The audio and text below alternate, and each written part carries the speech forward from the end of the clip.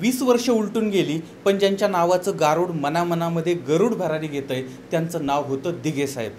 आनंद चिंतामणी दिघे. आनंदाचे डोही आनंद तरंग, आनंदाची अंग आनंदाचे, तुका म्हणे तैसा ओतलासे ठसा, अनुभव सरिसा मुखा आला. आता हे जे वर्णन आहे ते तंतोतंत ज्यांना लागू पडतं ते आहेत आनंद दिघे साहेब. आता राजकारणामध्ये आपण अनेक पुढारी बघतो, अनेक राजकारणी बघतो, जे राजकारणामध्ये येतात ते येतात पैसा कमवायला येतात. हजारो एकर जमीन आपल्या नावावरती असली पाहिजे, शेकडो फ्लॅट आपल्या नावावरती असले पाहिजेत, स्विस बँकेमध्ये अरबो खरबो रुपये आपल्याकडे असले पाहिजेत आणि प्रत्येक जिल्ह्यामध्ये एखादा फार्म हाऊस असला पाहिजे आणि त्या प्रत्येक फार्म हाऊसवरती एखादी व्यक्ती तिथं ठेवलेली असली पाहिजे. बाई आणि बाटली, मौज आणि मौजा अशा पद्धतीची कामं, हे सगळं राजकारण. आणि याच्यातनं जर काही वेळ मिळाला तर मग जनतेची काहीतरी थोडीफार कामं करायची, अशा पद्धतीचे राजकारणी मंडळी आज आपण पाहतो आहोत. पण या सगळ्यांमध्ये आनंद दिघे साहेब जे आहेत ते प्रचंड वेगळे होते. घरी आई, भाऊ, बहीण ही सगळी मंडळी होती, घरदार होतं, सगळं काय होतं, पण हे सगळं त्यांनी सोडलेलं होतं आणि त्यांनी आनंदाश्रम स्थापन केलेला होता आणि त्या आनंदाश्रमामध्ये ते राहत होते, लोकांची सेवा करत होते. आता ज्यावेळेस मुलं तरुण होतात त्यावेळेस त्यांच्या मनामध्ये स्वप्न असतं संसाराचं, नव्या आयुष्याचं, नव्या जोडीदाराचं. पण या तरुण वयामध्ये सुद्धा दिघे साहेबांचं स्वप्न होतं शिवाजी महाराजांचं हिंदवी स्वराज्य, बाळासाहेबांचं भगवं राज्य आणि ठाणेकरांचं कल्याण ही स्वप्न घेऊन दिघे साहेब त्या ठिकाणी जगत होते, त्या ठिकाणी काम करत होते. आता ठाणं या ठिकाणचा जो टेंभी नाका आहे त्या भागामध्ये आनंदाश्रमाची स्थापना झालेली होती आणि जनतेचा दरबारसुद्धा सुरू झालेला होता. सकाळी 6 वाजल्यापासून इथं लोकांच्या रांगा लागलेल्या असायच्या आणि या ठिकाणी कधीही आश्वासनं दिली गेली नाहीत बरं का, लक्षात घ्या. कधीही आश्वासनं दिली गेली नाहीत. इथं दिला जायचा शब्द आणि त्या शब्दाला जागलं जायचं आणि असं शब्दाला जागणारे नेते होते दिघे साहेब. काम होणार असेल तर होणार आहे, होणार नसेल तर होणार नाही, पण भिजत घोंगडं कधीही साहेबांनी घातलेलं नव्हतं. आणि त्या काळामध्ये दिघे साहेबांचा प्रचंड दरारा होता. म्हणजे काही उदाहरणं बघा. मुरबाड या ठिकाणी एक तरुण होता आणि त्या तरुणाला काही गावगुंडांचा त्रास होत होता. आता हे जे गावगुंड आहेत ते गावगुंड पोलीस आणि राजकीय पुढारी जे होते त्या परिसरातले त्यांच्या जीवावरती उड्या मारत होते. आता या गावगुंडांनी या तरुणाला प्रचंड त्रास दिलेला होता, त्याचा छळ केलेला होता आणि त्यामुळे हा तरुण पेटून उठला आणि त्यानं या गावगुंडांच्या विरोधामध्ये संघर्ष सुरू केलेला होता.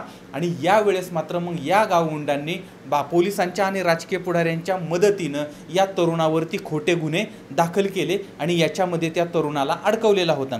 आता या तरुणाला काय सुचेना, कारण तो प्रचंड याच्यामध्ये अडकलेला होता, त्याच्यावरती खोटे गुन्हे दाखल करण्यात आलेले होते. आणि यावेळेस मग त्याला आता एकमेव आधार होते आणि ते होते दिघे साहेब.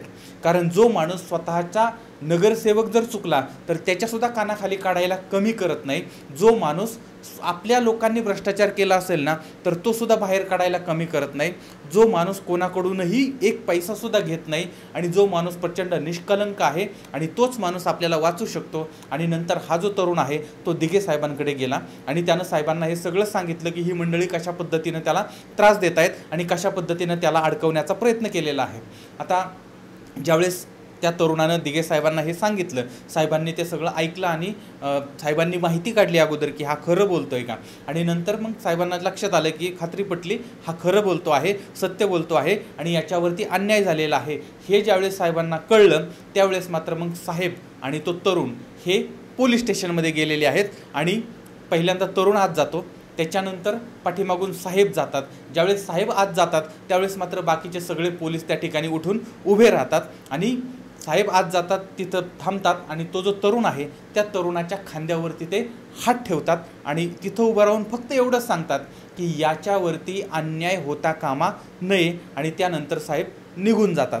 आता ज्या माणसाच्या खांद्यावरती दिघे साहेबांचा हात आहे त्याच्यावरती अन्याय होऊ शकत नाही आणि त्यामुळे त्याच ठिकाणी ही केस संपली. म्हणजे चुकीच्या ज्या तक्रारी होत्या त्या तक्रारी मागे घेण्यात आलेल्या होत्या, कारण दिघे साहेबांच्या शब्दाच्या पुढं जाण्याची हिंमत त्यावेळेस कोणाचीही नव्हती आणि कोणावरही अन्याय करण्याची हिंमत नव्हती. इतका दरारा होता दिघे साहेबांचा.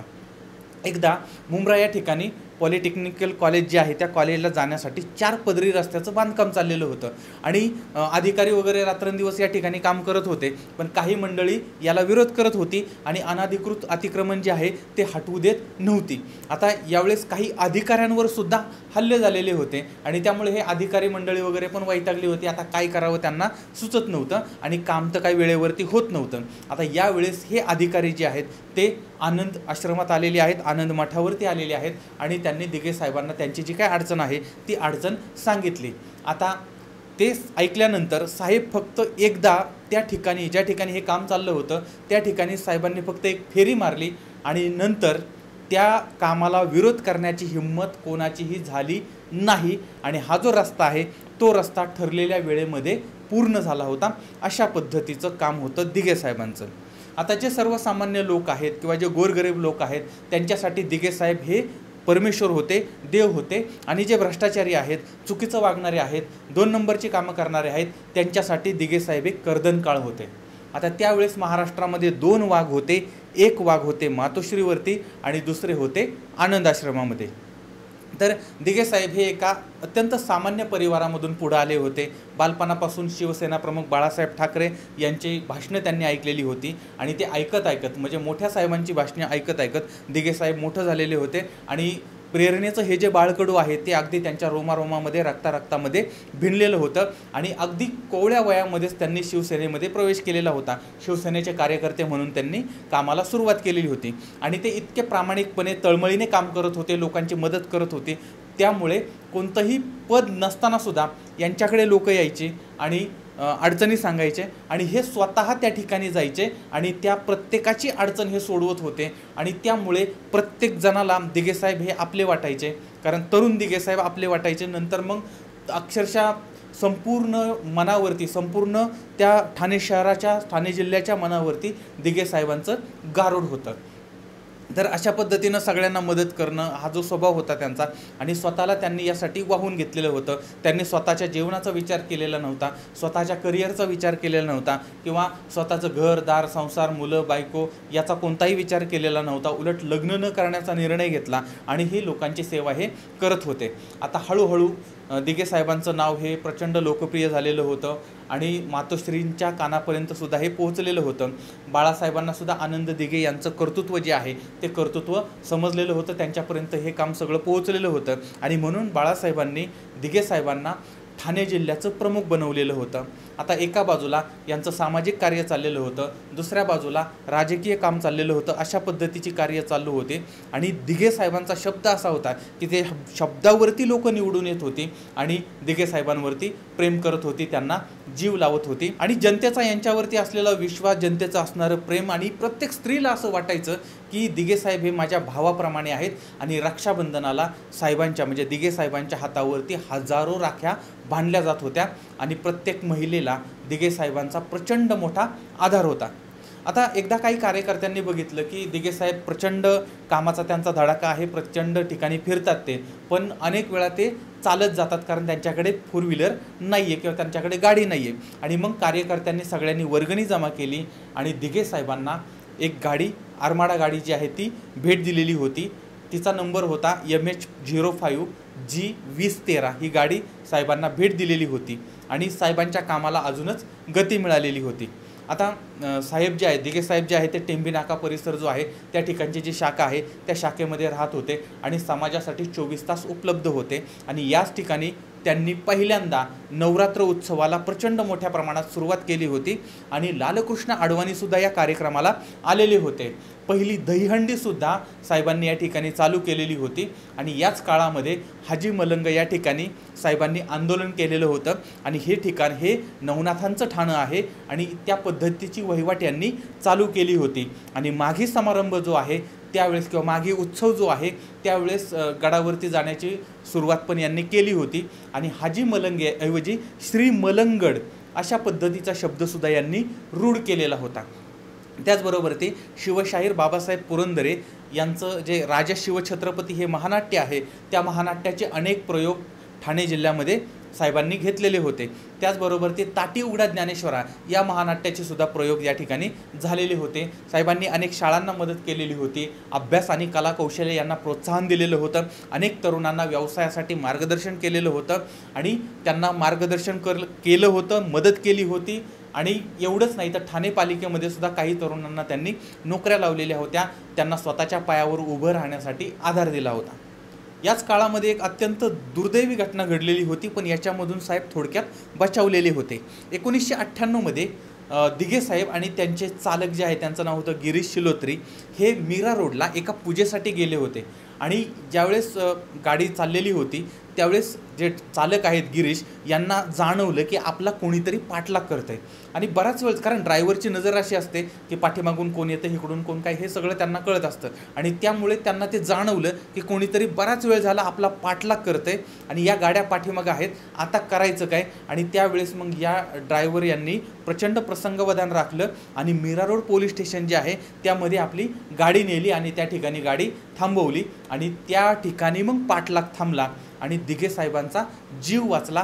कारण पुढे ज्यावेळेस तपास झाला त्यावेळेस लक्षात आलं किंवा त्यावेळेस कळलं की या ज्या गाड्या होत्या त्या गाड्या दाऊद इब्राहिमच्या होत्या आणि दिघे साहेबांना मारण्याचा प्रयत्न ते करत होते, पण त्या ड्रायव्हर यांची जी प्रसंगावधानता आहे त्यामुळे साहेबांचा या ठिकाणी जीव वाचलेला होता। पण यामुळे साहेबांच्या कामाचा कुठेही खंड पडलेला नाही आहे किंवा आपल्यावरती कोणी हल्ला करू शकतं किंवा आपल्याला कोणी मारू शकतं किंवा आपला पाठलाग चाललेला आहे, त्यामुळे साहेबाच्या कामात कुठेही खंड पडलेला नव्हता।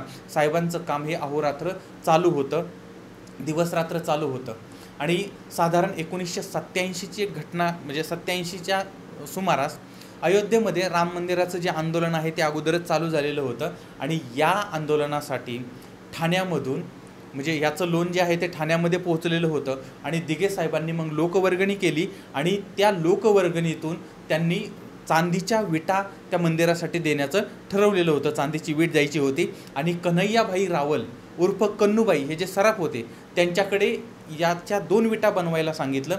त्याच्यातली एक वीट होती ती पूर्ण चांदीची बनवली होती आणि दुसरी वीट होती ती चंदनाची बनवली होती आणि त्याला चांदीचा लेप दिलेला होता। आता ही पूर्ण चांदीची जी वीट आहे त्या विटेचं पूजन करण्यात आलं आणि नंतर ती अयोध्येला पाठवण्यात आली होती आणि जी चंदनाची वीट आहे ती टेंबिनाका या ठिकाणी पूजेसाठी ठेवली होती आणि ही जी पूजा आहे ती पूजा गजानन पट्टेकर महाराज जे आहेत त्यांनी केलेली होती। आता दिघे साहेबांबद्दल अनेक असे प्रसंग आहेत की ते म्हणजे सांगायचं म्हटलं तर इतके प्रसंग, म्हणजे जर त्या ठाणे शहरामध्ये गेलं आणि त्यावेळेसची जी मंडळी आहेत त्यांना जर विचारलं तर प्रचंड त्यांच्याबद्दलची माहिती आपल्याला मिळू शकते। पण काही 2-3 महत्त्वाचे प्रसंग आता मी फक्त या ठिकाणी सांगतो। पहिला प्रसंग होता की स्वतःच्याच पक्षाच्या विरोधामध्ये, म्हणजे स्वतःच्या पक्षाच्या काही भ्रष्टाचारी लोकांच्या विरोधात त्यांनी आंदोलन केलेलं होतं। दुसरा प्रसंग होता नगरसेवक श्रीधर खोपकर यांचं हत्याकांड आणि तिसरा प्रसंग होता तो होता दिघे साहेबांचं महानिर्वाण।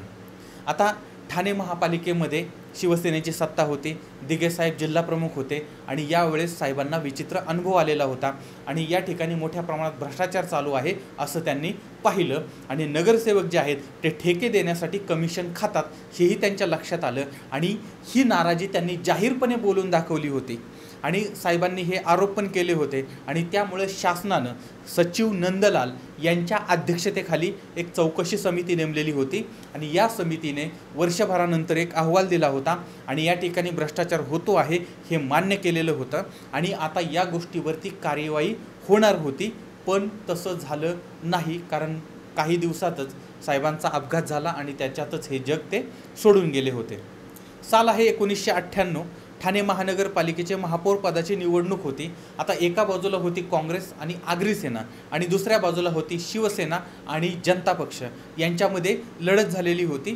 आता शिवसेनेचा महापौर आणि उपमहापौर बनवायचा आहे असं मातोश्रीवरून सांगण्यात आलं होतं, मातोश्रीवरून आदेश आलेले होते आणि आता साहेबांचा आदेश म्हणजे शिवसैनिकांसाठी ब्रह्मवाक्य होतं आणि त्यामुळे सगळे कार्यकर्ते कामाला लागले होते आणि याच्यामध्ये सगळ्यात मोठी जबाबदारी होती जिल्हा प्रमुख दिघे साहेबांची आणि माजी महापौर सतीश प्रधान यांचे, आणि यांनी सगळ्यांनी रणनीती आखलेली होती आणि प्रकाश परांजपे हे महापौर पदासाठी उभे राहिले आणि शिवसेनेची मतं फुटली. महापौर 1 मतांनी आणि उपमहापौर हे 2 मतांनी पडले, त्यांचा पराभव झाला.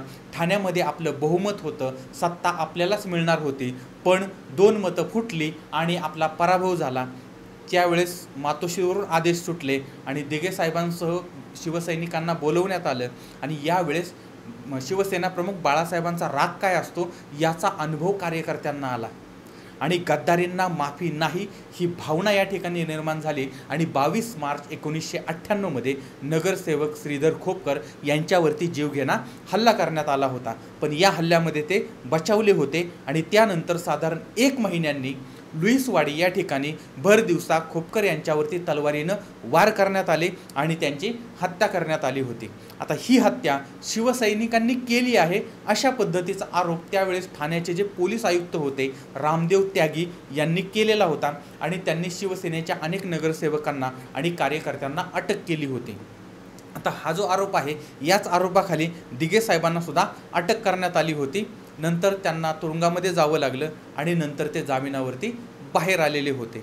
आणि तारीख आहे 24 ऑगस्ट 2001. गणेशोत्सवाचा काळ होता.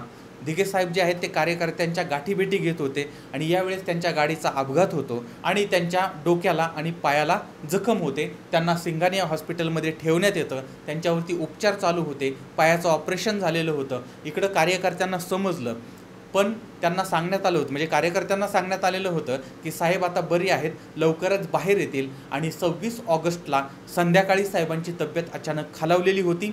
साधारण 7:15च्या सुमारास त्यांना हृदयविकाराचा झटका आलेला होता आणि त्यावरती उपचार चालू असतानाच 7:30 वाजता पुन्हा एक जोरदार झटका आला आणि रात्री साधारण 10:30च्या सुमारास साहेबांचा मृत्यू झाला. आणि त्यावेळेस साहेबांचं वय होतं 50 वर्षाचं. आता सर्वांच्या समोर प्रश्न पडला होता की दिघे साहेब गेलेले आहेत, हे कार्यकर्त्यांना सांगायचं कसं. डॉक्टरांची तर हिंमत होत नव्हती आणि शेवटी उद्धव ठाकरे साहेबांनी हे जाहीर केलेलं होतं, आनंद दिघे आपल्यातून गेले. आणि यानंतर सुमारे 1,500 लोकांनी सिंगानिया हॉस्पिटलला पेटवलेलं होतं. वातावरण प्रचंड तंग झालेलं होतं. ठाणे पूर्णपणे बंद झालेलं होतं. बाहेर फिरण्याला बंदी होती. तरीही हजारो लोक दिघे साहेबांच्या अंत्यसंस्काराला उपस्थित होते. आणि आता दिघे साहेबांना जाऊन 2 दशकं झालेली आहेत, पण ठाणेकरांच्या, महाराष्ट्राच्या मनातले दिघे साहेब आजही जिवंत आहेत.